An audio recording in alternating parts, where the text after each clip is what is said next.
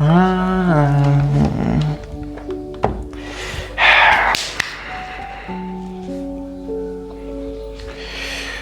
بقى الساعة.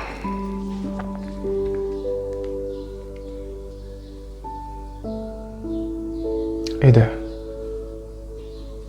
وانا بلبس الساعة ليه؟ وانا كنت اعمل ايه؟ وانا جبت الحاجات دي هنا ليه؟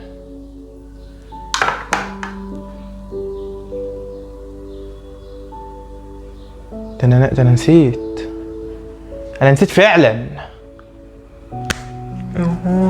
كل يوم انسى.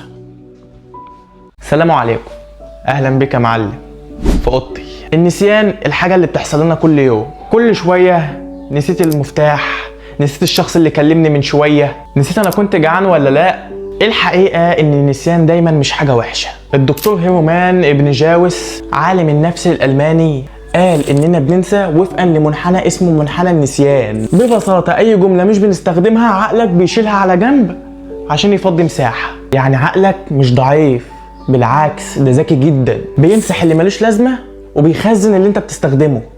تخيل معايا كده لو دماغك ما بينساش اي حاجه، كل حاجه شفتها، كل منظر شفته، كل صوت سمعته. ده مش فيلم خيالي علمي، ده مرض اسمه فرط حركه. عدد قليل جدا في العالم عندهم، ودايما بيشتكوا من دماغهم فيها دوشه طول اليوم. يعني يا معلم النسيان اوقات بيبقى راحه نفسيه. طب ايه اللي بيخلينا ننسى كتير قوي؟ هم 4 حاجات. اول حاجه قلق النوم. المخ بيحتاج ينام عشان يحفظ المعلومات، وتنام وانت مش واخد كفايتك وتصحى تاني يوم تلاقي مخك عمال ريفريش ومش حافظ اي ملفات. 2 الضغط النفسي. القلق والتفكير الزايد بيخلي المخ يدوخ، وبدل ما يخزن بيقولك مش فاضي دلوقتي يا عم. 3 سوء التغذية. المخ محتاج طاقة، ولو ما كلش اكل صحي مش هيشتغل بكفاءة. 4 لو ما خزنتش المعلومة هتتبخر زي الهوا.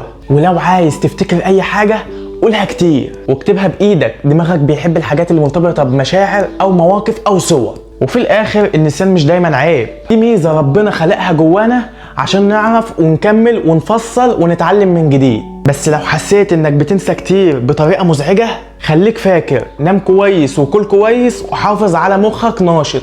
وشير الفيديو مع حد بينسى مفاتيحه او ناسي رسالة الواتساب بقالها اسبوع. سلام.